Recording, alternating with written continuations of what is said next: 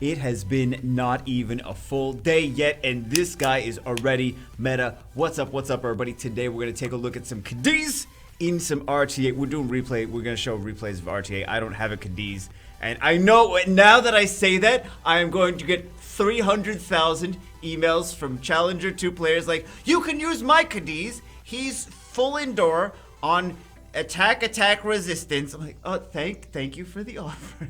Because this always happens. Do video on something, someone's like, oh, you could use mine. He's not ruined that well. And you go on their account, it's like, oh, that is an understatement of the year. But anyway, I want to show you guys some good Cadiz, and I don't have one. You can donate. Feel free to donate like dark packs to me if you want. Maybe I'll get a Cadiz and we can show you those. But anyway, let's take a look at his skills since he was just buffed. But I mean, this guy's like, he's kind of like the winner of the balance patch, I feel. Cadiz. Let's take a look at him though, because the wording on the balance patch was kind of like different from the wording, because it seemed like he stripped beneficial effects with each skill, but it's not. He strips beneficial effects with the first skill. Attacks 2 times Vampire Bat. Each attack has a 50% chance to remove one beneficial effect of the enemy. Recovers HP by 30% of the inflicted damage. Okay, so it's like the Verti-heal, but it also strips. Weaken attacks and weakens the enemy's attack power and decreases the enemy's attack speed for 2 turns with 75% chance. This is the same as the Argon, right? Target won't be granted with beneficial effect for 2 turns, so that's the same as Argon, right? Third skill, Feast of Blood passive, leaves a branding effect that lasts for 2 turns and heals allies by 30% of the damage done. That's how it was before. That hasn't changed. Absorbs the attack bar of the enemy by 15% with each attack. So, this being comboed with this is strip and absorb. It's kind of like a Ajir. So you can imagine an Ajir that also, well, he actually leaves a brand like Ajir. He's got multiple debuffs plus a brand. He strips on skill 1. He's like Ajir's third skill, but he does it with skill 1. Oh god. And I'm now realizing, and he also AoE heals his team. Yeah, he's yeah, he's about as good as you're like, wait a second, isn't that a little, yes, it is, it is a little OP, isn't it? But that's why he's already meta. It's not even been a day yet. So we're gonna take, we're gonna see him, we're gonna do some crazy things. First match of the day, what do we got going on? We have a Hathor, Daphnis, Lauren. So Gani Hathor, Daphnis, Lauren, Cadiz. I want to make jokes about his last name, but I'm not going to. Rika, what's his last name? Nothing. So, decreased attack age and a strip. Or vice versa. Look, wait, Annabelle! Oh yeah, Annabelle got a buff too. But that's going to strip that, yeah, it strips the revenge, and then it adds a brand. Oh, so nice. So very nice. So very nice. Guess the Hathorin. I see this team though, and like it scares me to do RTA with no healer, because there's some matches where like you're just like, I need a healer. I need any kind of sustain, and I'll be able to win this. And it's like you just don't have any sustain at all. So no sustain. But yeah, no, you know what? The Cadiz is a healer though. The Cadiz is a healer. I don't know why I'm forgetting that. The Cadiz is a healer. His passive heals. We just literally talked about that 5 seconds ago, that he heals. It scares me to not bring a healer. Buddy, he's got the Dark Vampire is a healer. He's a Ajir, but he heals the whole, man, I want a Dark Vampire now. Here we go again. What do we have going on? It's another Lauren Daphnis with Ciara. Two Love has the, does Two Love usually use Gianna? I'm not familiar with his, bans the Cadiz. Is this where we are? Is that Cadiz is the one that gets banned? You know what? While we're here, let's take a look at this Asha build, because I know people are using him as well, so let's take a look at some of those matches also, and let's refresh ourselves to what he does. First skill is similar to the other skills, is just going to increase his critical rate if he gets a crit. The second one, this is like Beretta Plus. So it decreases the enemy's attack gauge and increases his. So it's kind of like half absorb attack gauge. Not fully absorb, half absorb, right? And then the third skill, Nightfall, it's the sleep for 2 turns, like Hathor. It doesn't do any attack gauge decrease, but his second skill does, right? So it also has a block beneficial effects here, which is nice against Fran, nice against Josephine, nice against, yeah, and then he's got the speed lead, 19% speed lead. I mean, he's not 33, but is Ashabel better than like a light dark, like half the light dark nat 5s at this point? He's a Hathor with a speed lead, with something that is also, like, the second skill is good against Rakuni, is good, it helps him turn cycle, it's good against oh man, it's good against a lot of stuff. Anyway, I'm sure we'll see some matches of him as well. First off, no Dark Vampire, but there is another monster that just got buffed, the Dark Sylph. Second off, technically C3, but this is just, they're just like right below the threshold, and it's early season, so there's a lot of the Guardian players are C3 currently. If you look at their wings, Swift Sylph! That is a Swift Sylph! Did you see that? He outsped the Bastet plus the speed lead. He outsped like all the other things that are, oh my god. Swift Sylph. So he's trying to stop the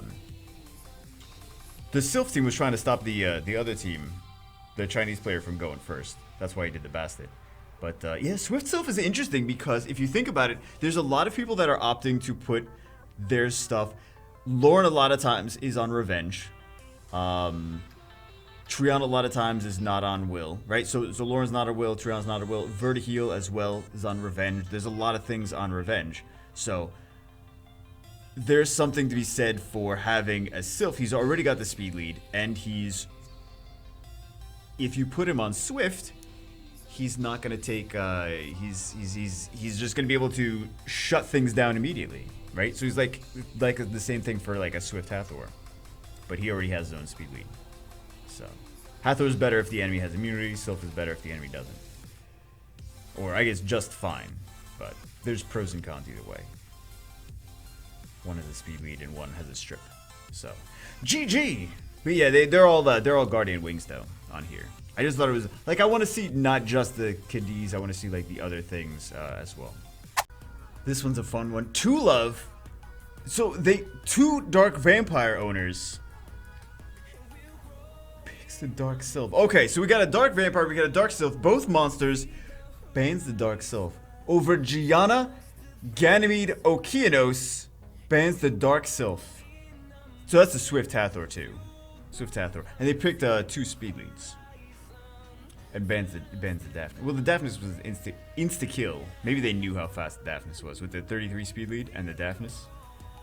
Maybe they knew they were going to get wrecked. Because there's no speed lead on the Two Love side. The speed lead was banned out. Oh, maybe that's why, because he's trying to ban out the speed lead. So let's see. Weakens on the Gianna. So it does, she turns cycles less. Never mind. No, she cleanses it off, including the bomb. She got the bomb again, but touch seduction and try to decrease, try to attack break. Nukes down the Okeanos, but it doesn't kill. The Cadiz. It's just crazy to see Cadiz. I'm sorry. It's just I'm still trying to grasp the fact that we're seeing Cadiz. I'm still trying to grasp that. This is looking pretty Oh, he didn't get it. Okay. Is there a comeback? Ooh, there may be a comeback. But they're on limited time. They're on limited time, and the Cadiz team is not on limited time. He was already reset though. Maybe he's just trying to do the damage. Ooh. That little heal though. The little heal makes a big difference. And then the Hathor. That extra little sustain. Look at this. And decrease the attack age.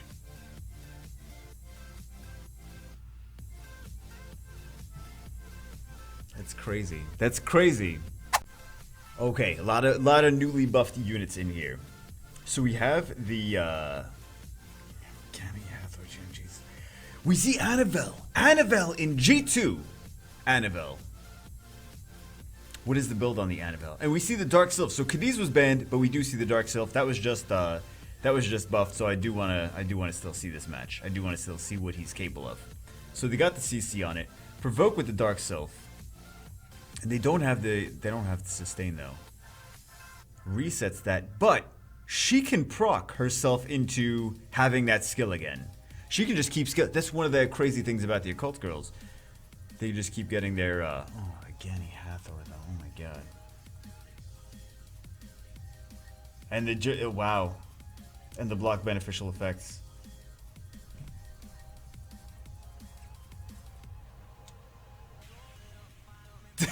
The amount of sleep that is going on right now is absolutely staggering. Like, there's no, they're not, that's game. That's, or I can't see how this is not game.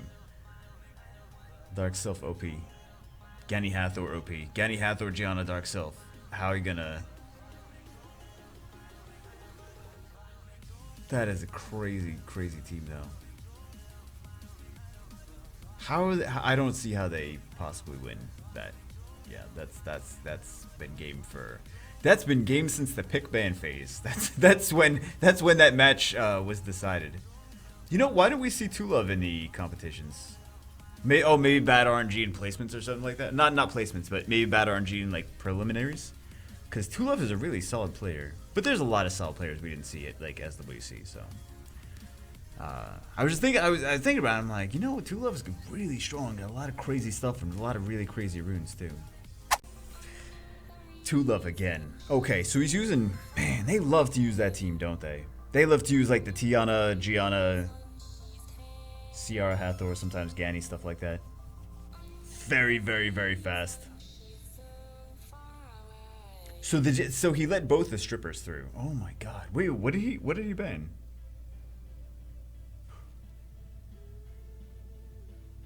Did you see that RNG? What was that RNG? Oh my god, did they secretly nerf her? Maybe they secretly nerfed her. Wow. What is that RNG? Oh my god. So the turbulence is great against something like the Fire Monkey because he just increases, he decreases the attack gauge completely. So, absorbs, doesn't he? He absorbs it. Now they're gonna start taking turns. The Daphnis is gonna start wrecking. Well, Daphnis is probably gonna reset, right? He's probably not gonna use skill 3. Oh, you never know. He might use skill 3. Yeah, he might use it. Did a lot of damage. So bye Gianna, but he still has a... Oh, bomb didn't kill him. Well, it was not attack power buff bomb. So now he's actually in a really good spot. So the comeback is real, even against crazy OP stuff. It's a little bit of RNG there, though. Come on, it's a little bit of RNG considering. Oh my god, are you kidding me? Does he not have accuracy on his Hathor? What is the deal with that? How to get ESported? Okay, I know why we don't see Tulov in SWC, because he gets ESported like crazy. Oh my god, that's a little BS, man. You see his skills are not working. Dude, I would have thrown the phone. What is that nonsense? That's a BS, man. That's esports at its finest. Remember, guys, this is an esport. Summoner's War is clearly an esport. Japanese guy again. Let's take a look. He's got his... Oh, he was bringing the Hathor and Daphnis first. Anyway. Or before, rather. And then he's got the double vampires and Ganymede. Okay, so he still has the Ganymede-Daphnis combo. And he still has the strip in the turn cycling. So, resisted, and Triana's down. And now the Okeanos, wow, that was an easy win. That was a very fast, but you know what? The Daphnis did get resisted though. He outsped with the Lorne and RNG happened. I love this. There is so many newly buffed monsters in this battle. So we have, this is the normal whatevers. Then we see a Praha, Cadiz, Annabelle, and a Rika. So there are 4 newly buffed monsters in this battle. I can't wait to see what's going on. So misses it though, strips and attack gauge reduces, Nightfall, CC's things, Seal Magic. Now he's just gonna CC, so that is on Despair. Because she doesn't naturally stun with her 3rd skill. So it's a Despair Rika. She could still proc with her first into the 3rd again. There's a lot of dots though. That is a lot of dots.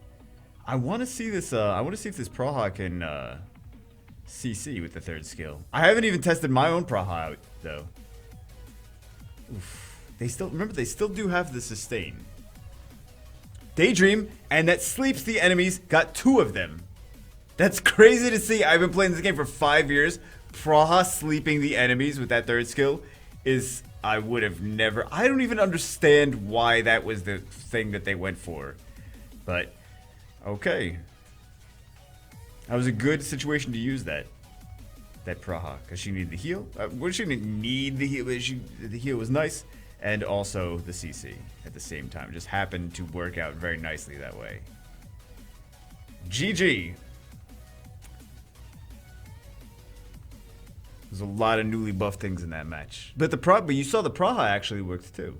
Alright guys, that's it for this one. I hope you enjoyed it. I don't really like to do a whole bunch of RTA replay stuff, but the units were just buffed. I wanted to show what they could do so we could all see it together. Pretty fun stuff. That Sylph is really crazy OP. The Cadiz is really OP.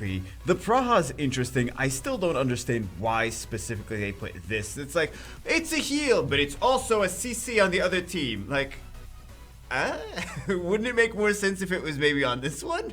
Remove the beneficial effects on the team and then put him to sleep, 50% chance? Nope. Okay, just want to make sure, come to us. Just want to make sure you're not going to put it on the strip. You're going to put it on the third skill that's a heal. I just feel like that was a little odd, don't you? Am I the only one that feels that's odd? Anyway, like I said, that's it for this one. Hope you guys enjoyed it, and I will see you as always in the next one.